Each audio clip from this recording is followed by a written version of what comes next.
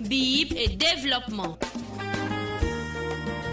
Relever les besoins en matière de développement culturel, économique et social en rapport avec la Bible. Dénicher le potentiel humain, aide au développement durable dans les communautés de la place et en particulier le corps de Christ. Bible et développement. C'est un espace d'échange, d'information et de formation par les ondes de la radio Fréquence Vie. Présentation, François Delormas. Auditeurs de Bible et Développement, fidèles compagnons de Radio Fréquence Vie, bonjour. Nous sommes très heureux de vous savoir à l'écoute de cette émission. Voilà, à partir d'aujourd'hui, nous ouvrons une nouvelle lucarne. Il s'agit de parler de la création, mais bien entendu la création selon la Bible. Nous allons donc ébaucher la conceptualisation, voilà, de la perspective du royaume. Il faut qu'on cherche à savoir quel était le monde idéal selon Dieu, au départ, comment les choses étaient. Et puis la création à l'origine. Donc nous allons parler donc des origines. Nous allons essayer de faire la différence entre l'approche logique et l'approche scientifique de la création. Nous allons donc parler du sens analytique. Et vous savez qu'il y a plusieurs cieux et une seule terre. Et puis, pourquoi traiter le sujet des origines? C'est très important.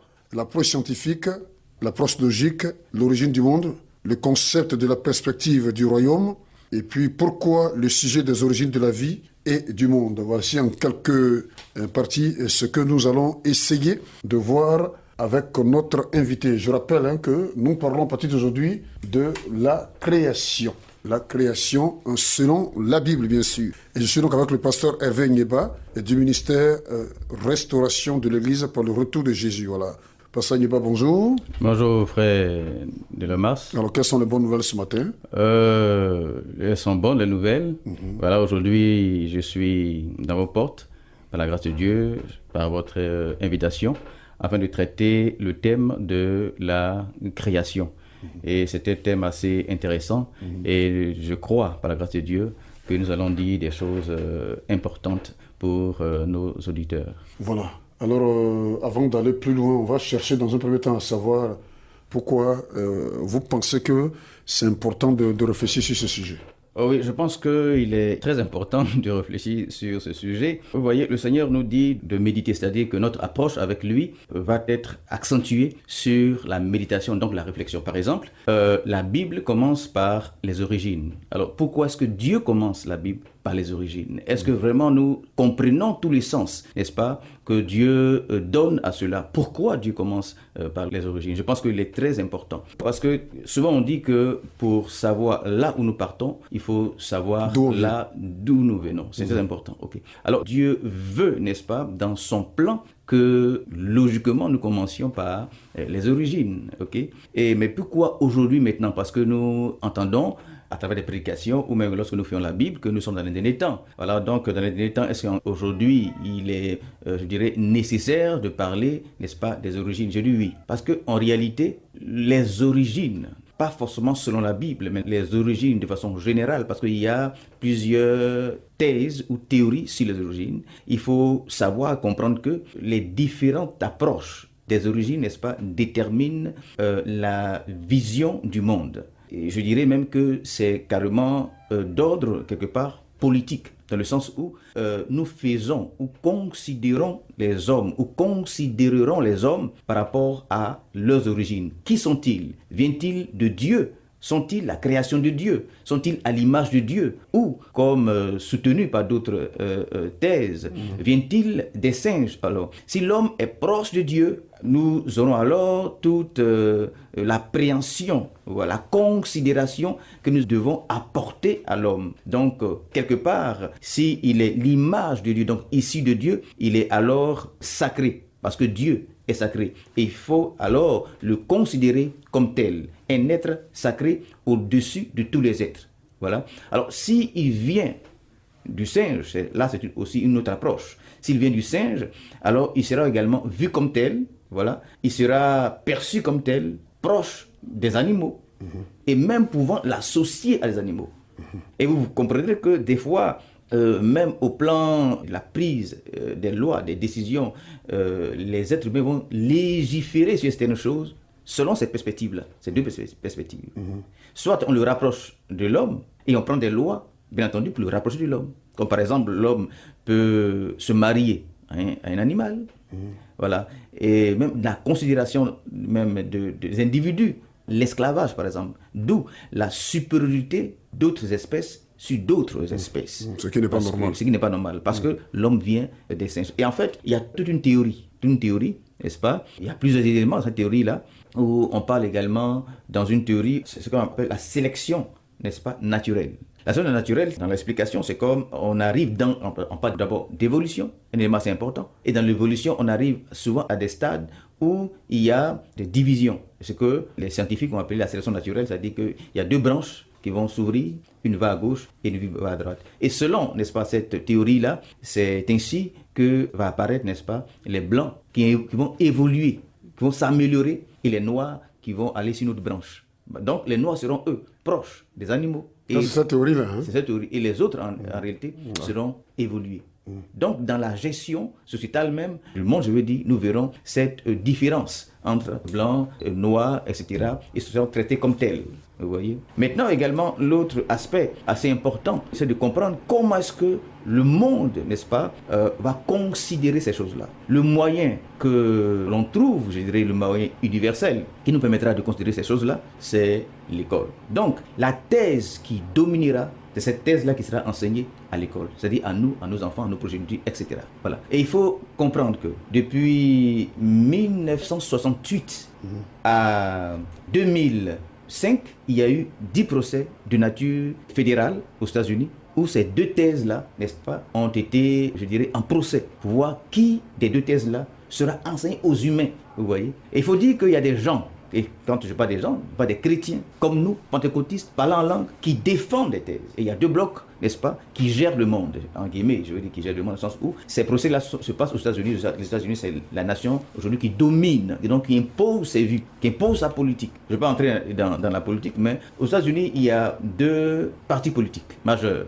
Ce qu'il faut savoir, c'est qu'il y a l'un qui soutient, n'est-ce pas, enfin les deux partis soutiennent des deux thèses différentes. Un parti soutient que Dieu a créé le monde, et donc les hommes sont à l'image de Dieu, qui sont soutenus par les protestants, la vision protestante. Voilà. Ceux-là sont appelés les créationnistes, et l'autre bloc, n'est-ce pas, sont ceux qui croient que l'évolution des êtres et l'être humain vient du singe. Dans les évolutionnistes. Les évolutionnistes. Voilà. Donc ce sont ces deux thèses-là aujourd'hui qui dirigent le monde, au plan même politique qui dirigent le monde. Okay. Donc il est important que les chrétiens que nous sommes, surtout aujourd'hui en Afrique, parce que ces débats-là se font sous d'autres cieux, n'est-ce pas? Et ce débat-là est lié à la domination, parce que ceux qui domineront seront ceux qui imposeront les thèses. À nous, ici, je ne dirais pas que les pas de façon concrète du ciel, c'est vrai, ce sont des choses du ciel, etc., mais de façon pratique sur la terre. Nous pouvons parler la langue, prier le Seigneur, etc., c'est pas faux, mais ceux qui sont nos frères chrétiens aux États-Unis qui font ces débats-là, ils ne veulent pas être soumis, sujets à ceux qui pensent que l'homme vient du singe, de sorte que leur vue, n'est-ce pas, c'est pas seulement mais c'est toute une politique, n'est-ce pas, à animaliser l'être humain. Donc ceux-là n'acceptent pas cette façon, n'est-ce pas, de voir la vie et le monde et les êtres humains avec. Donc ils se battent comme ils peuvent, de sorte que nous puissions être, je dirais, comme Dieu l'a voulu. Voilà, ils se battent pour ça et je pense que c'est louable. Donc voici un peu ce que nous pouvons retirer. Je pense qu'il y a plusieurs choses à savoir. Hein. Pourquoi est-ce que Dieu nous impose la création au commencement? Je pense que c'est tout un travail que nous devons faire. Voilà, c'est pour ça que nous sommes auditeurs. Voilà, vous faites bien. Hein. Je suis avec le pasteur Hervé Nyeba. Il est avec nous pour nous amener à comprendre l'origine des choses, l'origine du monde. Voilà, nous parlons avec lui donc de la création selon la Bible. Et nous sommes dans un premier temps en train de débaucher quelques éléments sur les différentes conceptions, les différents courants de la vie des hommes. Hein. Il y en a qui sont des créationnistes et qui estiment que tout part de la création. Et puis il y en a qui estiment que l'homme a évolué. Voilà, il y a la doctrine de Darwin, il y a celle de Lamarck. Voilà, hein. Il y a les évolutionnistes et il y a les créationnistes. Donc nous sommes en train de voir ces différents courants, ces différentes conceptions. Et puis on va voir qu'est-ce que Dieu dit, qu'est-ce que la parole de Dieu dit. Alors, si vous venez de nous prendre en marche, vous faites bien. Vous pouvez réagir au 01 52 84 63 69. 01 52 84 63 69. Vous êtes à Bible et développement. Alors, si on peut aborder l'approche scientifique ou logique de l'origine du monde. Voilà, c'est un développement. Vous l'appelez l'approche scientifique ou logique, ou je voudrais peut-être dire l'approche logique ou scientifique. Parce que logique, je dirais que c'est commun. Voilà. Logique, c'est commun. Nous voudrions croire que nous, chrétiens, croyants, ayant la foi, nous croyons également à ce qui est logique. Voilà, ce qui est logique, ce qui est normal. Une compréhension logique. Okay. Mais en poussant la réflexion en ce qui concerne la logique, nous pourrons maintenant atterrir sur un terrain maintenant scientifique. Voilà. Donc, la logique et la scientifique, en réalité, vont de pair. Donc, par exemple, la création telle que Moïse nous l'expose, n'est-ce pas, c'est une création logique. À mon sens, il est bien de comprendre que c'est une création logique. Alors, qui parle de logique, comme je le dis dans mon introduction, parle également de scientifique. C'est très important de comprendre ces choses-là. Et donc, selon moi, je dirais que notre monde a été créé de façon logique par Dieu et donc de façon scientifique. Ok. Est-ce qu'il y a un verset qui le dit? Il y a plein de versets qui le disent, surtout dans le livre de Proverbes, vous voyez. Proverbe commence par un orateur, vous voyez. Et l'orateur, celui qui introduit, je dirais, le livre de Genèse, c'est vrai en ce qui concerne la personne, Salomon, nous le savons, ok. Mais nous savons que Salomon a été visité par Dieu et Dieu a donné une grâce particulière à Salomon, qui fut, je dirais, le plus grand savant de son temps, voilà, sachant la science de toute la création en son temps, voilà. Et le pouvoir qu'il avait reçu était la sagesse. Et donc, dans Genèse, c'est la sagesse même qui va parler. Et qu'est-ce que la sagesse? La sagesse, n'est-ce pas, c'est également la science. Et la sagesse nous dit que c'est pas elle, la sagesse. Donc, quand on parle de sagesse, c'est également compréhension. Et donc, si c'est la sagesse, je suppose que nous comprenons aisément que lorsque nous parlons, comme je l'ai dit, de sagesse, nous parlons également de compréhension. Et donc, c'est elle qui dit que cette sagesse dont je parle, qui dit qu'elle a fait le monde. C'est elle qui a créé le monde.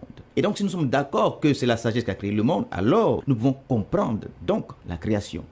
Et donc, la création part sur une base logique. J'utilise le mot logique pour que nous puissions nous sentir à l'aise, nous également chrétiens, n'est-ce pas? Et sinon donc, si c'est logique, c'est également scientifique. Voilà. Voici un peu moi, comme je présente, je dirais en guillemets, mon approche biblique. Donc l'évangile que j'enseigne et l'évangile que je prêche, elle est purement d'ordre logique, mais je suis également pasteur, donc je crois. Donc ce que je sais de faire, c'est de comprendre comment Dieu fait. Pourquoi est-ce que Dieu a mis en moi la foi et pourquoi est-ce que Dieu a mis en moi la compréhension? Est-ce que nous pouvons associer les deux? Absolument. Et si Dieu met en moi le cerveau qui a pour activité la réflexion, il met en moi également le cœur. Bien entendu, je ne parle pas du cœur visible. Voilà, quand on parle des pensées du cœur, ce n'est pas forcément le cœur là où le sang est. Voilà. Donc si Dieu met dans une même enveloppe qui est mon corps, d'une part, le cerveau qui a pour activité la réflexion, et d'autre part, n'est-ce pas, le cœur qui a activité majeure, n'est-ce pas, la foi. Est-ce que l'être humain ne doit-il pas associer les deux? Et je pense que durant les siècles passés, nous avons eu vraiment de grandes difficultés à associer, n'est-ce pas, les deux. Dans le sens où ceux qui ont pour activité majeure la réflexion, c'est-à-dire les savants, avaient du mal à associer ce qu'ils estimaient ou appelaient la religion à leurs activités, à leurs travaux. De même également, nous les hommes de foi, nous avons regardé de loin l'activité de la réflexion, de sorte que nous pensons et croyons que dans les choses de Dieu, nous ne devrons pas réfléchir. Nous ne devons pas, n'est-ce pas, essayer de comprendre même. Vous voyez. Je pense que c'est une erreur. Je pense que c'est une erreur monumentale. C'est d'ailleurs ce qui a fait que, je pense, et ce qui fait encore aujourd'hui, que l'Église est à la traîne, que l'Église est en arrière. Vous voyez, nous pourrons même aller... Avoir la foi ne veut pas dire qu'il faut bien entendu, bien entendu. C'est Dieu qui... Je crois une chose. C'est vrai que c'est vraiment que nous allons y arriver en ce qui concerne le 7e jour, lorsque Dieu a créé l'homme. Vous voyez, quand Dieu crée, il l'observe. Parce qu'en fait, c'est toute une machine que Dieu crée. Il crée de façon précise. Et ensuite, Dieu observe, il regarde pour voir comment est-ce que la chose va se comporter. C'était bon. Voilà. Se comporter dans son fonctionnement. Et Et la Bible dit à la fin, n'est-ce pas? Et la Bible conclut que Dieu dit que c'est bon. Lorsqu'il a observé, lorsqu'il a vu. Vous voyez? Lorsque également Dieu crée Adam, Dieu va mettre Adam dans le jardin, n'est-ce pas? Et ici, c'est vrai que peut-être nous allons aborder ça. C'est-à-dire que Dieu fait la différence, n'est-ce pas, entre la foi religieuse et la compréhension. Ici, je ne suis pas en train de regarder la Bible, n'est-ce pas, comme un instrument ou un ouvrage religieux. Vous voyez? Pourquoi? Parce que pour moi, la Bible vient de Dieu. Nous savons tous. Dieu est-il religieux? Est-ce que Dieu il est religieux? Dieu a créé les arbres. Les arbres sont-ils religieux? Dieu a créé la terre, les astres, la lune, etc. Sont-ils des choses religieuses forcément? Dieu a créé, n'est-ce pas, les eaux. Dieu a créé toutes ces choses que nous voyons dans la Genèse. Ces choses émanantes de Dieu, sont-ils des ouvrages religieux? Non, Dieu n'est pas religieux. Et peut-être que nous allons aller plus loin pour comprendre que la religion en réalité est une ruse du diable. Parce que la religion n'a pas été inventée par Dieu. La religion est une science en guillemets religieuse qui existe, mais est inventée par des humains qui ne sont pas forcément des chrétiens. Absolument. Okay? Et souvent quand je discute avec des frères, n'est-ce pas, nous tous, nous sommes dans ce piège-là.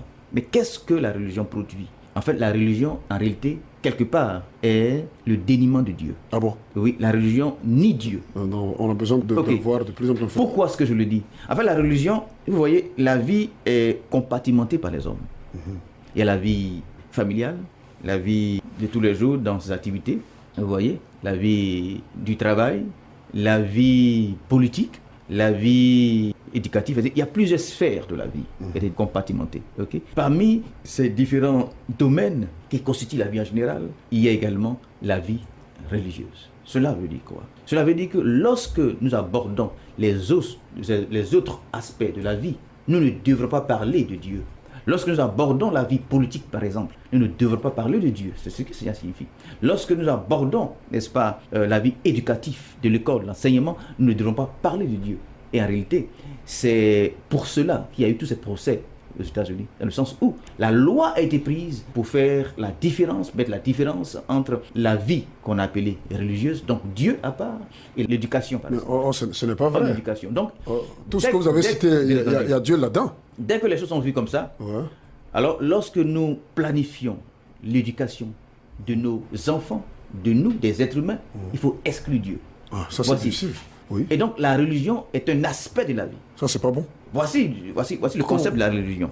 La religion est un domaine. Il y a plusieurs fenêtres ou plusieurs enveloppes dans lesquelles on met les différentes vies. Alors si nous venons à l'église, alors parlons de Dieu. Mais si nous venons en politique, on ne parle pas de Dieu. Alors, donc voici le piège dans lequel nous sommes. Et cette démarche que nous avons est de pouvoir nous battre de sorte que les gens comprennent que finalement, c'est Dieu qui est à la base de toutes choses. Une autre chose assez fondamentale, vous voyez, lorsque le Seigneur recommande à ses disciples de faire des disciples, c'est assez fondamental et il est important que nous comprenions ça. Un disciple n'est pas un croyant parce que dans le livre de Luc, chapitre 15, verset 25, nous voyons les foules qui suivaient Jésus. Et Jésus n'est pas au début de son ministère, même si c'est au début de son ministère. Mais je pense qu'il y a plusieurs mois déjà que Jésus sert le Seigneur à cette période-là. Et par exemple, remarquons lors de la multiplication des pains, il y en a eu 2 fois. Il y avait combien de personnes là? Et je vais m'attarder sur l'élément où il n'y avait plus rien à manger. Pour dire que ces personnes-là avaient le choix de retourner chez elles à la maison, dans le confort, pour aller manger ou suivre le Seigneur. Et ces personnes qui étaient là ont décidé, ont fait le choix de suivre le Seigneur. Ok. Si nous voulons poser ici, alors aller dans la démarche de réflexion, à laquelle le Seigneur nous appelle d'ailleurs, selon Josué chapitre 1, verset 8, et peut-être que nous allons revenir là-dessus. Est-ce que ces personnes-là aimaient-ils Jésus ou croyaient-ils en Jésus? Ces personnes qui suivaient le Seigneur pendant plusieurs jours, certainement, qui avaient fini de manger ce qu'elles avaient, les provisions qu'elles avaient faites, mais avaient décidé de rester avec lui. Bon, on nous dit que ces personnes ne croyaient pas au Seigneur. C'est moi qui pose la question. Ben, moi, je crois que si. Parce que lorsque on fait, si vous voulez, ce sont des études que nous avons faites sur les foules croyaient au Seigneur. Les foules étaient, la Bible dit que les foules étaient frappées par son enseignement. Elles appréciaient son enseignement. Souvent nous disons que les foules aimaient les miracles. Tout le monde aime les miracles. Si moi je suis malade aujourd'hui, que quelqu'un peut me guérir, je irai vers lui. Bien entendu, les miracles c'est quoi? C'est la guérison, c'est la main de Dieu. Mais il est dit que les foules étaient frappées par son enseignement. Il est dit que les foules criaient Hosanna. C'est ce qui est écrit. Hosanna au fils de David. Les foules croyaient au Messie. Les foules croyaient en Jésus. C'est vrai que, comme nous aujourd'hui, nos églises aujourd'hui sont remplies de ceux qui sont là-bas, sont également des foules. Ok, mais nous ne pouvons pas dire que les foules n'aiment pas le Seigneur Jésus. Mais Jésus dit ici que, en parlant aux foules, si vous voulez vraiment être mes disciples, c'est ça la problématique ici. Si vous, les foules, qui me suivez depuis toujours, c'est vrai qu'ils croient en moi, qui dites Hosanna, etc. Si vous voulez être mes disciples, c'est-à-dire les foules ne sont pas des disciples de Jésus. Et il donne maintenant les conditions afin d'être ses disciples. Vous voyez? Alors, qui est un disciple? Un disciple est celui qui a la plénitude de Christ. En fait, le disciple, c'est l'objectif final. C'est que la connaissance de Dieu n'est pas seulement celui qui croit. Un disciple est celui, Jacques dit que nous devons regarder avec joie les épreuves auxquelles nous sommes exposés, car les épreuves, il faut que les épreuves accomplissent les œuvres, son travail en nous, pour que l'homme de Dieu soit accompli. Sans faillir en rien. C'est-à-dire un homme de Dieu ne doit pas faillir. Ce n'est pas moi qui dis, je suis né, j'ai trouvé ça dans la Bible. C'est la Bible qui le dit. Et j'y crois, dans un premier temps. Donc l'homme de Dieu ne doit faillir en rien, selon la Bible. Donc former, et voici l'objectif que Christ, n'est-ce pas, recherche en nous appelant. Et donc, un homme de Dieu doit être prêt à tout, à affronter tout. Et l'apôtre Paul pourra dire que nous renverserons tous les raisonnements, les auteurs qui se lèvent contre la connaissance de Dieu. Et je vous dis que là, ce n'est pas par la prière, c'est par la connaissance également. Jésus-Christ est la science, donc il est la connaissance de Dieu. Et il nous invite à avoir la connaissance de Dieu. Pour peut-être conclure par là en disant que, en réalité, c'est ceux qui auront la connaissance qui domineront le monde. Vous voyez? Et Osée peut le dire. Osée dit, malheureusement, là c'est Dieu qui parle à travers son serviteur, pour dire que le peuple de Dieu périt par manque de connaissance. Vous voyez? Et donc, le peuple de Dieu c'est qui? C'est ceux qui croient. Ceux qui croient en Christ, en Dieu. Dans l'Ancien Testament, ils croyaient en Dieu, le Dieu d'Israël. Ils étaient le peuple de Dieu. On peut être peuple de Dieu et périr. Comme Jésus également donne un autre exemple. Et il dit que le sel, on peut être sel et perdre sa saveur. On peut être programmé à être une lumière et ne pas briller. Absolument. Vous voyez? Donc, il ne s'agit pas seulement de croire. C'est pourquoi j'ai fait la différence entre croire, qui vient du cœur, n'est-ce pas, et avoir la connaissance. Avoir la connaissance, la réflexion. Voilà, je sais qu'il y a beaucoup de concepts qui vous paraissent, mais suivez-nous. La semaine prochaine, vous allez comprendre, parce que nous sommes en train de parler de la création, et vous voyez que ça paraît complexe, parce que même dans la création, quand vous essayez d'analyser la manière dont le Seigneur a fait les choses, comme il a dit, il y a une certaine logique des choses et une certaine scientificité des choses. Il faut nous suivre. On a beaucoup de choses à apprendre avec notre invité, le pasteur Hervé Nyeba. Je rappelle que vous êtes avec nous dans Bible Développement. Pour aujourd'hui, c'est terminé. Réagissez au 01 52 84 63 69. 01 52 84 63 69. En tout cas, Fao était à la réalisation. C'était Bible Développement. Merci de nous avoir suivis. On se retrouve la semaine prochaine pour la suite. D'ici là, portez-vous bien. Dieu bénisse. Au revoir. Bible et développement. Relever les besoins en matière de développement culturel, économique et social en rapport avec la Bible. Dénicher le potentiel humain, aide au développement durable dans les communautés de la place et en particulier le corps de Christ. Bible et développement. C'est un espace d'échange, d'information et de formation par les ondes de la radio Fréquence Vie. Présentation, François Delormas.